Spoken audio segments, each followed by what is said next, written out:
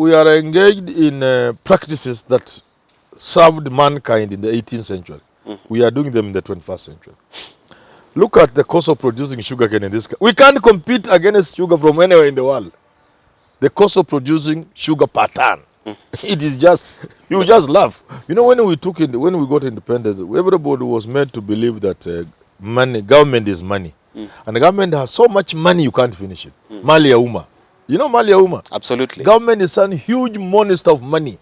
You can take your knife and get your slice of it. And run away with it. So you see, even in institutions which can generate resources to run themselves, they still go to exchequer. I learned it was the County Assembly Public Service Board. I said, God. Come on. I think there is a problem with a poor person. Poor people, the way they waste. Why the hell do you need a county public service? To do what?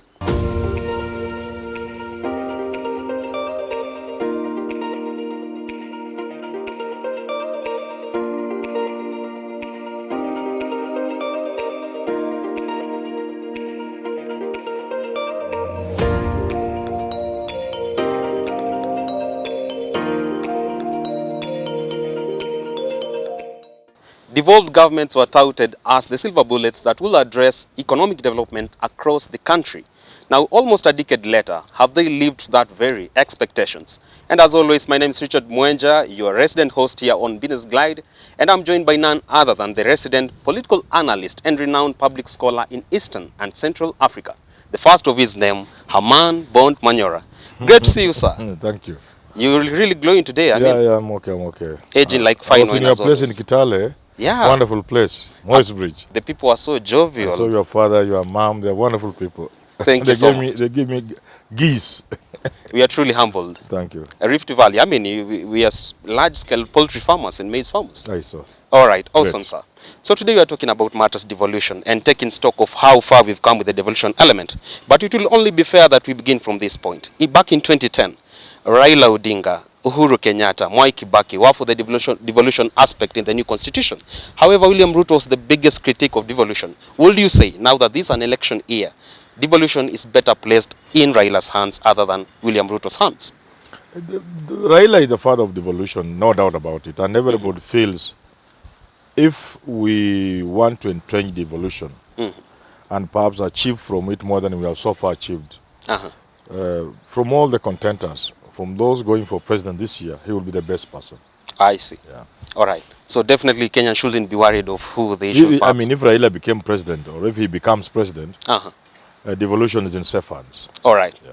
We've seen Council of Governors come on board, and from an efficiency standpoint, is there much to write home about the efficiency of the Council of Governors with regards to the success of devolution?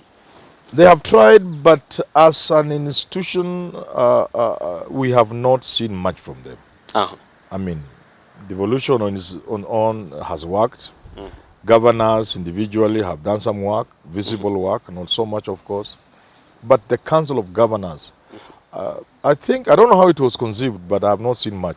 All right. The first major failure was the Council of Governors failing to resist the least project, least equipment project.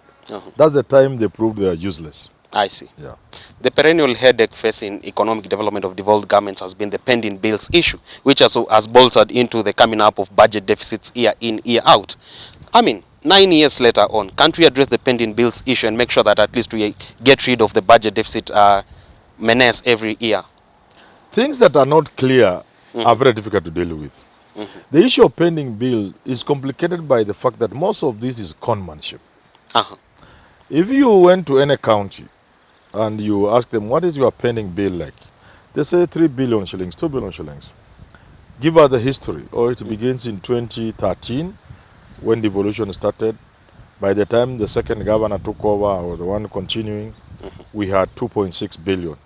Now let's go on the ground. Point at you'll be shocked. There is nothing. All right. So that's just, it's fraud. So when you are dealing with fraud, it's very difficult. Sometimes even documentation alone is a problem. Right. That's why there was auditing by counties, especially if there was a new governor coming for the second cycle. They did their own audit. They would find it was 2.4. But from their audit, it comes to 800 million. You see? Then Treasury also ordered audit. The Treasury audit will bring it from 2.4 to 1.5. You see now there is 800 million, 1.5 billion, 2. It is so difficult. However, even after it has been agreed that this is due for payment, it's not easy to deal with it because of the disbursements from Treasury. All right. Yeah.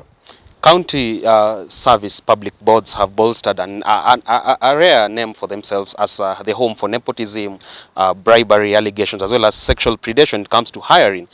Perhaps we've ended up with so many incompetent people working for the county governments. Would you say that going forward we should perhaps do away with the county public service boards? In fact, forget about county. I was shocked to learn. A friend of mine told me he was chairman of public service board at the county. I thought it was the county public service board.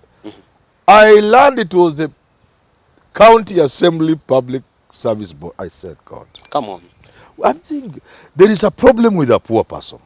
Poor people, the way they waste. Why the hell do you need a county public service? To do what?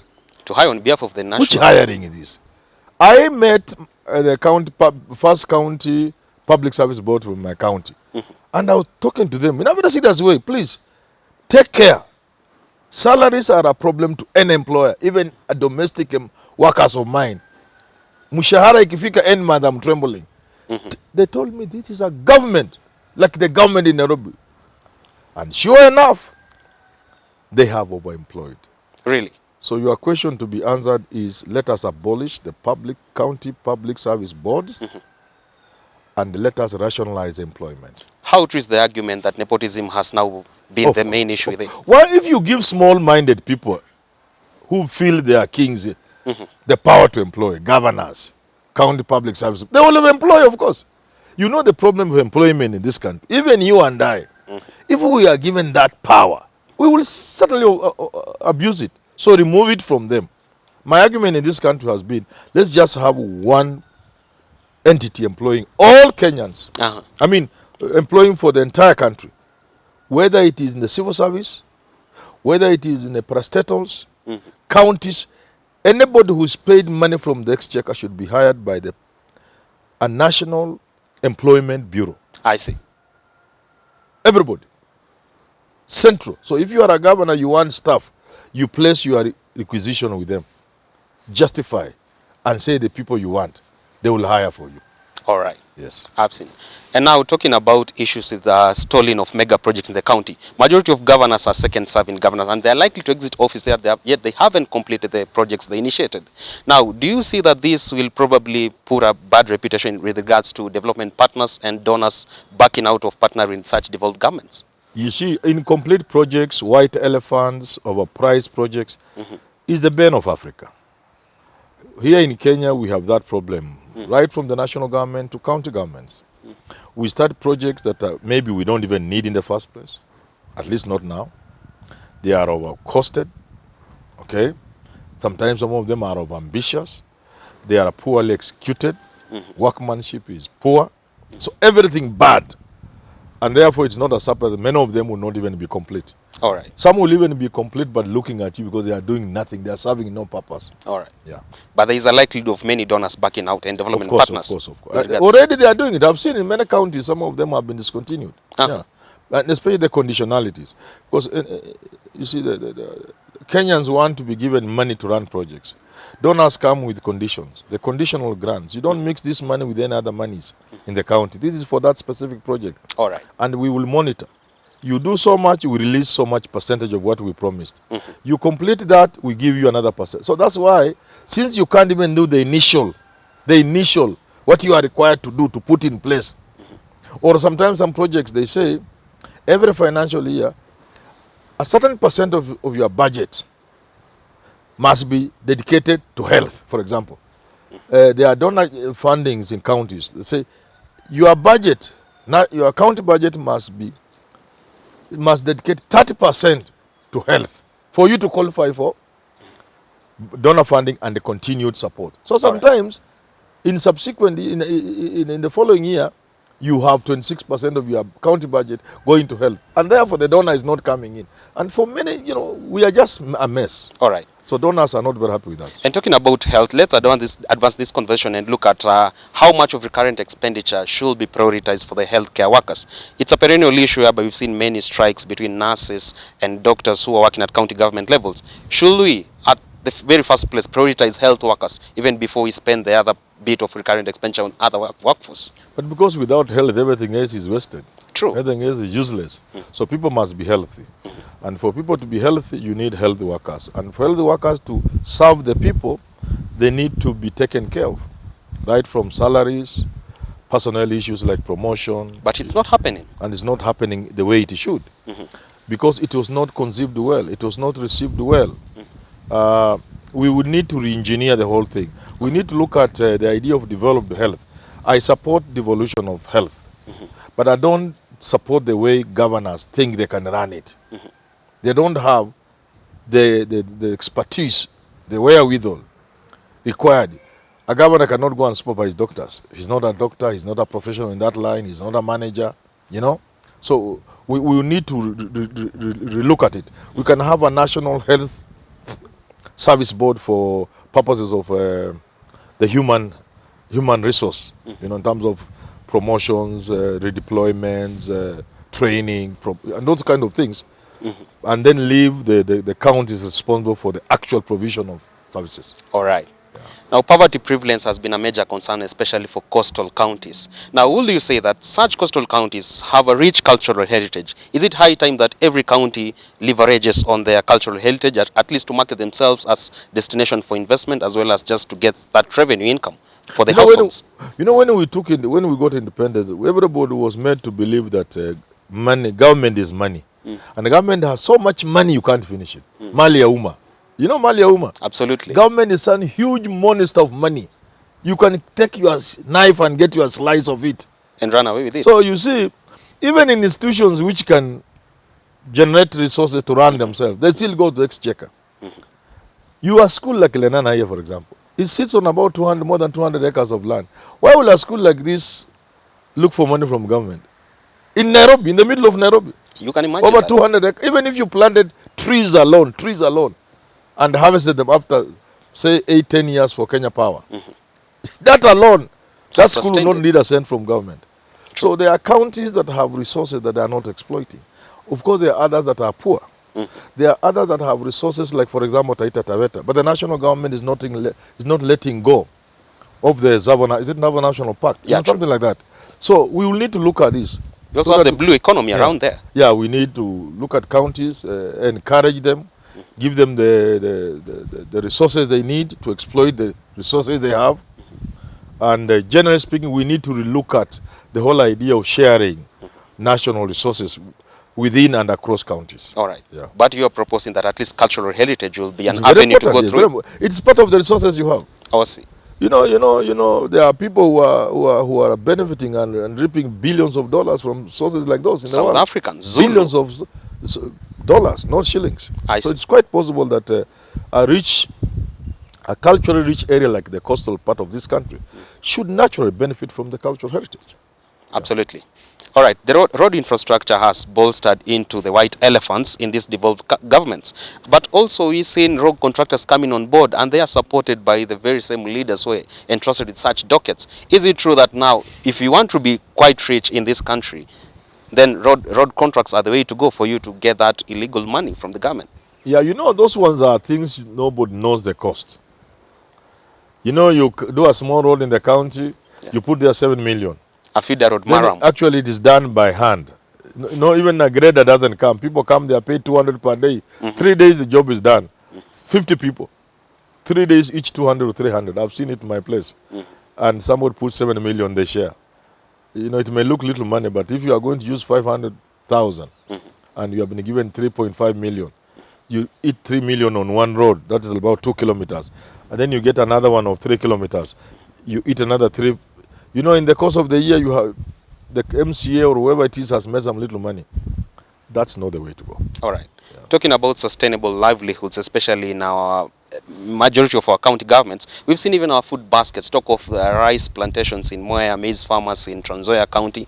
We still them, majority of them are still poor. Is it high time that now we bank on improving our value chains at devolved governments so that money just circulates in that economy? You know, the problem of husbandry. Mm-hmm. We are engaged in practices that served mankind in the 18th century. Mm-hmm. We are doing them in the 21st century. Look at the cost of producing sugarcane in this country. We can't compete against sugar from anywhere in the world. The cost of producing sugar per ton, it is just, you just laugh. The most expensive. So, and even the husbandry itself that goes into maize farming. Mm-hmm. Maize is supposed to give you a minimum of 40 bags per acre. Mm-hmm. Whoever gets 20, in most parts of the country, is 25 at the very most. Milk is supposed to be like 60 liters or something near that. Whoever gets anything near that. So nobody. The husbandry is still poor. Support for farmers is wanting. But the most serious, which affects everything else, is marketing. All right. Because if farmers are not encouraged, even when crops do so well, you have no market for the same. Mm-hmm. When there's a good harvest where you come from, maize harvest, you've seen farmers crying. There's nobody to buy their maize. What happens then? Middlemen come up and give them, they buy maize for a song. You sell that maize because you must prepare the land for the next season. You sell that land at that bad price to the middleman because you must take your children in school in January and you depend on the maize. And the middleman knows that. And the government knows that. And the government does nothing. So all this is very difficult. And true to that, it's happening. You saw the cereal board was just a kilometer away from my place. Yeah. But you saw how much. And you see when you go there as a poor man, they tell you, oh, moisture content, what? Aflatoxin level. Aflatoxin, all that, colored maize, and then you give it to another man right there, who then takes it. Right. I used to live in Tarban, I used to see that. It is pathetic, but again, like you said also, value addition. All right. Value addition. That is a way to go. Value addition. All right. Maize farmers should not sell their maize. They should produce maize flour and animal feeds and, value addition, value addition, value addition, value addition. All right. Yeah. This conversation is too huge. You cannot wind it up on this very first edition. But before I let you go, let's, in your own perspective, on a scale of 1 to 10, who will you rank as the governor in this country who has at least surpassed the 8% mark out of the 10 in terms of service delivery? I think Oparanya should be top on the list. Not even Kivutha Kibwana? Kivutha Kibwana is there. There's Oparanya, there's Kivutha. I don't know all of them, what they have done. But, definitely. Is what we receive and what we have seen. Mm-hmm. For Oparanya, I've seen with my eyes. For Kivutha Kibwana, I have heard. Mm-hmm. I've seen. Charity Ngilu, although she's being fought, I have been to a place where I've seen things from Kitui. Mm-hmm. We saw masks. We saw... what are these called now? Corona is going, we are forgetting. Protective what? Protective gear. She was doing that. You've seen leather. I want people like those. Mm-hmm. Then people may bring in politics. Mm-hmm. But if Ngilu is able to put something on the table, this is made in Kitui. And it is able to employ a certain number of young people. And we can scale it to employ more people, to serve more people, to service more people. These are the kind of governors I want. But somehow, Professor, you failed Kenyans because where is your home governor? You haven't even mentioned him. Vihiga County. Oh, of course. We are talking about super performers. He's not a super performer yet. You are there. He may be a performer, but he may not be a super. You ask me for super performers. 8 to 10. 8 to 10 is charity. 8 out of 10 is super performing, and that's where you can place Oparanya. You can place Kivutha Kibwana. I'm not seeing another governor quite easy to place there. Mwangi wa Iria has also tried, especially with the farmers. You can't forget Mwangi wa Iria. All right. Yeah. All right. Because of the milk thing. There must be others like Oparanya, like Otichilo. Otichilo. Yeah. But at least try helping around so the next time at least comes top of your mind when it comes to such. We'll help him. All right, well, that's why we end up our conversation today talking about devolved governments and really if they have ramped up economic development across the country because they were initially set up so that they address inequality in terms of balanced regional development across the 47 counties in Kenya. So this conversation goes on beyond here. Perhaps we have subsequent editions of Business Glide. Make sure you always tune in to every edition. At this point, allow me bring our fan of the week on board. We have Pavan Kumar from Bahrain. Kumar, how are you? Pavan Kumar. Kumar, thank you very much, Pawal, for being part of the family. We celebrate you and we are very happy with you. All right. We are always delighted when you join us on board. Remember to have this conversation go on my Twitter wall. I'm at Mwenja Richard, at H Manyora on Twitter as well. And also subscribe to our channel. We are at Herman Manyora on YouTube. Until you do have this conversation again, God bless you. Up next is the Business Glide, African proverb of the day.